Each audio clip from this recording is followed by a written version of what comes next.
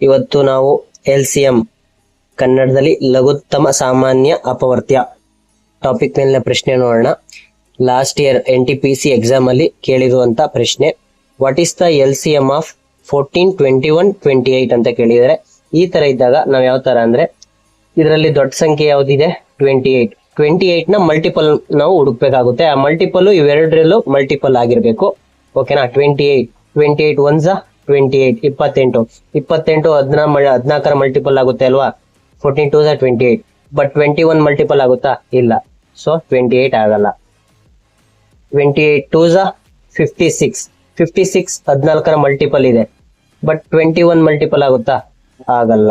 So next 28 3 84. 14ರ multiple ಇದೇ ಆಗುತ್ತೆ.